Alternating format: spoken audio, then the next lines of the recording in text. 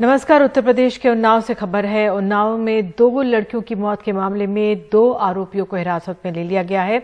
जंगल में गंभीर हालत में 3 लड़कियां मिली थीं। उन्नाव के असोहा में चारा लेने गई थी ये तीनों लड़कियां, नाबालिग थी इनमें। ज्यादा जानकारी दे रहे हमारे वरिष्ठ सहयोगी कमाल खान। पहले पुलिस की आईजी हैं लक्ष्मी सिंह, उन्होंने क्या कहा है आइए सुनाते हैं। इस घटनाक्रम के परिप्रेक्ष्य में आज प्रातःकाल गांव के एक मुखबिर से सूचना प्राप्त हुई थी कि 2 व्यक्तियों को घटना के दिन, घटना के समय खेतों में से दौड़ते हुए देखा गया था। उस मुखबिर की सूचना के आधार पे 2 व्यक्तियों को पाठकपुरा चौराहे के पास से कस्टडी में लिया गया है। और आइए सीधे चलते हैं कमाल खान के पास। कमाल, क्या डिटेल्स और मिली हैं इस मामले की? देखिए, ऐसा है कि 3 बच्चियों की मौत हुई थी। 2 बच्चियां 14 और 16 साल की हैं जो मर गईं, और एक बच्ची 17 साल की है। उसका कानपुर में इलाज हो रहा है और उसकी हालत काफी गंभीर अभी भी बनी हुई है, वेंटिलेटर पे है। जो पकड़ा गया है एक लड़का विनय, इसने बताया है कि लॉकडाउन के दौरान वो एक बच्ची से उसकी दोस्ती हो गई, और ये दूसरे गांव का रहने वाला है, लेकिन इसका जो खेत है वो जो बच्ची का गांव है वो उस बच्ची के खेत के बगल में है। तो जब वो अपने खेत पे आता था और लड़की अपने खेत पे आती थी तो उनकी वहां पे मुलाकात होती थी, बातचीत होती थी। कई बार उनका कहना है कि वो कुछ खाने पीने का सामान भी लाते थे, साथ में खाते पीते थे और आपस में दोस्ती हो गई थी। विनय का ने ये बताया है पुलिस को कि उसने लड़की को प्रपोज किया और लड़की ने मना कर दिया था, और वो लड़की का मोबाइल नंबर मांग रहा था। लड़की ने मोबाइल नंबर भी नहीं दिया था और वो उससे नाराज हो गया था और उसको मारना चाहता था। जो एक नाबालिग लड़का पकड़ा गया है वो उसका साथी था। उसके साथ उसने 2 पानी की बोतल में घर से पेस्टिसाइड लेके पेस्टिसाइड घोला, और उस दूसरे लड़के से जो नाबालिग है बाजार से नमकीन मंगाई और खेत में गया जहां वो लड़कियां चारा काटने गई थीं। उसने उन बच्चियों को पहले नमकीन ऑफर की, उन्होंने खाया। उससे जब उनको मिर्चा लगा तो उसने उनको पानी पीने के लिए दिया। बड़ी लड़की को मारना चाहता था, वो छोटी लड़कियों को मारना नहीं चाहता, दूसरी लड़कियों को नहीं मारना चाहता था। लेकिन उसका कहना है कि उन लड़कियों ने भी पानी ले लेके पी लिया, तो वो उनके सामने ये बता नहीं सकता था कि एक पानी में जहर मिलाया हुआ है। तो लिहाजा वो 2 लड़कियां मर गईं और एक लड़की जो है वो बीमार होके अस्पताल में पहुंच गई है। पुलिस का कहना है कि बहुत सारी ऐसी चीजें हैं जो बताई नहीं जा सकती हैं, क्योंकि उससे बच्चियों की निजता का उल्लंघन होता है। वो नाबालिग लड़कियां हैं सारी, और उनकी निजता का सवाल है। लेकिन मोटे तौर पे ये है कि उनका कहना है कि एक तरफा प्रेम का मामला है, जो पुलिस अभी बता रही है। कमाल, बहुत बहुत धन्यवाद इस जानकारी के लिए। दुखद है जो भी ये डिटेल सामने आई है। बहरहाल आइए आगे बढ़ते हैं। चीन के सरकारी मीडिया ने गलवान की झड़प के वीडियो जारी किए हैं। वीडियो में दिख रहा है कि चीनी सैनिक भारतीय जवानों से उलझे हुए हैं। चीन ने आज ही माना है कि जून की इस झड़प में उसके 4 लोगों की मौत भी हुई। हालांकि भारत का मानना है कि उस झड़प में चीन के 30 से ज्यादा सैनिक मारे गए थे। 15 जून की इस झड़प में भारत के 20 जवान खोए थे। 按照处理边境事件的惯例和双方之前达成的约定，团长齐发宝本着谈判解决问题的诚意，仅带几名官兵前出交涉，却遭到对方蓄谋暴力攻击。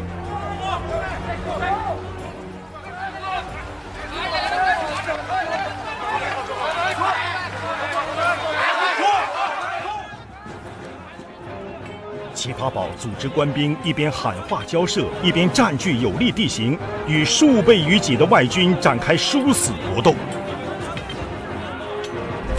增援队伍及时赶到。और आइए आगे बढ़ते हैं जम्मू कश्मीर से खबर। श्रीनगर में आज हुए एक आतंकवादी हमले में 2 पुलिस वालों की जान चली गई।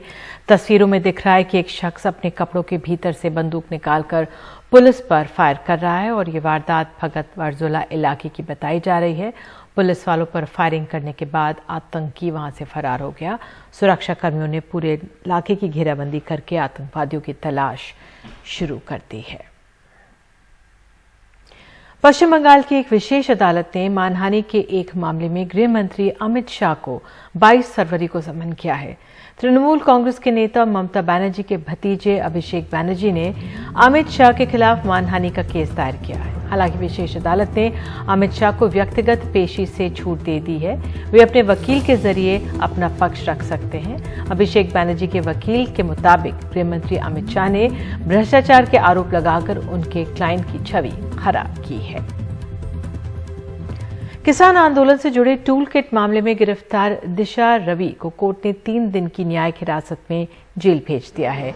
दिशा रवि की पुलिस रिमांड आज खत्म होने पर दिल्ली के पटियाला हाउस कोर्ट में पेश किया गया। पुलिस का कहना है कि दिशा रवि ने पुलिस रिमांड के दौरान पूछताछ में सारा दोष निकिता और शांतनु पर मढ़ा है। इसलिए पुलिस 22 फरवरी को शांतनु के साथ आमने सामने बिठाकर पूछताछ करना चाहती है। वहीं दिशा रवि ने कोर्ट में जमानत के लिए याचिका दायर की है, जिस पर कल सुनवाई होगी। पुलिस ने 21 साल की दिशा रवि पर देशद्रोह और आपराधिक साजिश की धाराएं लगाई हैं। गाजीपुर बॉर्डर पर किसानों का आंदोलन जारी है, लेकिन रेल रोको आंदोलन के बाद क्या? इसका जवाब खुद राकेश टिकैत के पास नहीं है। इस बीच गाजीपुर बॉर्डर पर किसानों की संख्या बढ़ाने के लिए आज अहम बैठकें हुई। रविशंकर शुक्ला की रिपोर्ट। एक के बाद एक पंचायत करने के बाद शुक्रवार को राकेश टिकैत गाजीपुर बॉर्डर पहुंचे हैं। गाना तो गा लो। पहले युवा किसान नेता के जन्मदिन पर केक काटा, फिर किसानों की बैठक करने चले गए। जय जवान जय किसान, जय जवान जय किसान। बढ़ती गर्मी को देखते हुए अब गाजीपुर बॉर्डर पर फ्लाईओवर के नीचे मीडिया और किसान नेताओं के बैठने के लिए नया तंबू तैयार हो रहा है। यहाँ हुई बैठक में किसानों की संख्या को स्थिर रखने के लिए एक नई रणनीति बनाई जा रही है। इसके तहत सहारनपुर और मेरठ मंडल के जिला अध्यक्षों को 200 किसानों के साथ 10-10 दिन के लिए धरने पर बैठना पड़ेगा।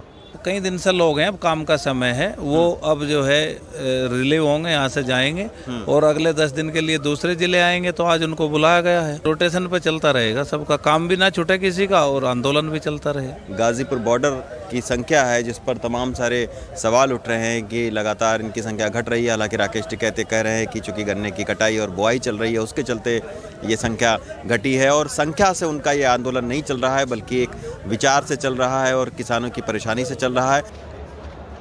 उधर बढ़ती गर्मी और खेती के लिए लौट रहे किसानों की वजह से गाजीपुर बॉर्डर में संख्या घट रही है।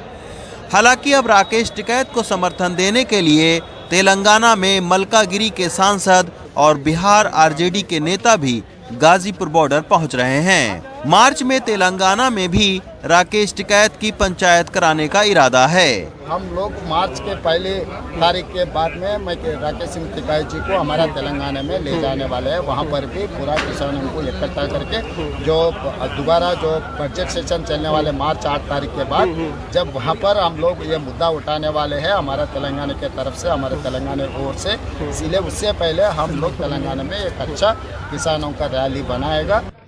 तेलंगाना और बिहार जैसे राज्यों से भी राकेश टिकैत को समर्थन तो मिल रहा है, लेकिन गाजीपुर बॉर्डर पर करीब 2 से 3 हजार किसानों को धरना स्थल पर लगातार बनाए रखना और खाना पानी की व्यवस्था करना एक चुनौती जरूर साबित होगी।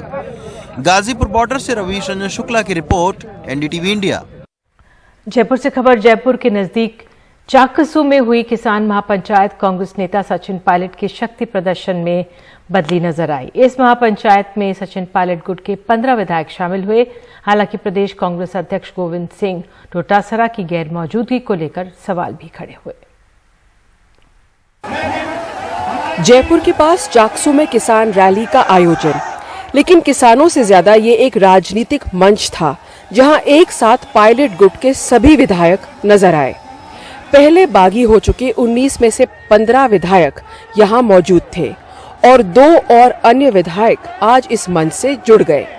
लेकिन पायलट का कहना है ये कोई अलग शक्ति प्रदर्शन नहीं, पार्टी के बैनर तहत ही कार्यक्रम है। Do you think somewhere it's एक तरह से एक पैरेलल पंचायत है? पार्टी का सामूहिक ये एक एफर्ट था और कांग्रेस का ये आज का नहीं, कई महीनों पुराना अभियान है। Under the leadership of the PCC, but he was missing, तो एक तरह से वो सवाल उठता है कि वो नहीं थे, इतनी बड़ी रैली थी यहाँ पे। उनको भी इनवाइट किया था मैं कल, जो हमारे यहाँ के आयोजक हैं। भीड़ अच्छी खासी थी और ऐसे में कांग्रेस अध्यक्ष की गैर मौजूदगी को लेकर सवाल जरूर उठ रहे थे। मुख्यमंत्री तक भी न्योता नहीं पहुंच पाया। इतना बड़ा आयोजन था और कांग्रेस का जैसे वो है कि भाई हर जगह जगह संभाग में आपको रैलीज करनी है, लेकिन इतनी बड़ी भीड़ थी। क्या आपने कांग्रेस अध्यक्ष को बुलाया, क्या आपने मुख्यमंत्री जी को बुलाया? देखिए, मैंने पहले भी कहा था, जब प्रेस कॉन्फ्रेंस की थी परसों भी, मैं खुद माननीय अध्यक्ष जी को बुलाने गया था। मेरे अध्यक्ष भी हैं, मैं जनरल सेक्रेटरी भी हूँ। उनको बकायदा रिटर्न में चिट्ठी भी दी है, आग्रह भी किया कि आपको आना चाहिए। उन्होंने खुद ने कहा यार कि बहुत अच्छी तैयारी चल रही है, उनको मालूम भी था कि बहुत अच्छी तैयारी चल रही है। उन्होंने ये शब्द मुझे कहा, तो मैंने कहा साहब इसमें गति देने के लिए आप आएंगे तो और ज़्यादा गति मिलेगी। मैंने उनसे निवेदन भी किया था, उन्होंने कहा था मुझे शादी समारोह में जाना है, इस वजह से उन्होंने मना किया। जाहिर है बगावत करने के 8 महीने बाद भी सचिन पायलट के समर्थकों को सरकार में जगह नहीं मिली है और अब 4 उपचुनाव राजस्थान में होने हैं। उसके पहले सचिन पायलट का गुट अब दोबारा सक्रिय होता नजर आ रहा है। जाकसू से हर्षा कुमारी सिंह, एनडीटीवी इंडिया।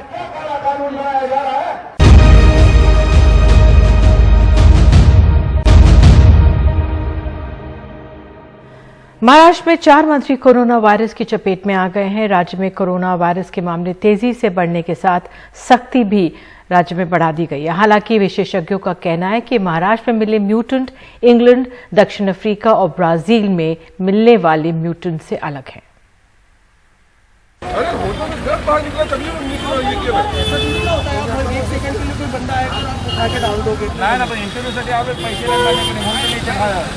बात करने के बाद थोड़ा नीचे उतर गया तो फिर क्या है? पूरा लगा हुआ है। मुंबई में अब ऐसे मार्शल बिना मास्क घूमने वालों पर कार्रवाई कर रहे हैं। गुरुवार को बीएमसी ने नई गाइडलाइन के तहत इनकी संख्या बढ़ाई है। कुछ लोग फाइन देने की जगह बहस करने लगते हैं, इसलिए अब मार्शल पहले फोटो खींचते हैं और फिर फाइन लगाते हैं। कोई कोई हमें बोलता है कि हमारी जिम्मेदारी है, हम मास्क लगाए नहीं लगाए, आप कौन होते हैं बोलने वाले? तो ये हमारे को कोरोना होगा। चेहरे पे मास्क नहीं था, इसके लिए उनको फाइन मारा है और रसीद दे रहा हूँ और एक ऊपर से हम लोग मास्क भी देते हैं। कुछ लोग हम लोग को बोलते हैं हाथ तपाई भी करता, हमको परमिशन कौन दिया है? तो हम लोग क्या बोलते हैं, हम लोग के पास लेटर है। महाराष्ट्र में कोरोना के बढ़ते मामलों से चिंता बढ़ गई है। गुरुवार को राज्य में कोरोना के 5,427 नए मामले सामने आए, जो पिछले 75 दिनों में सबसे ज्यादा हैं।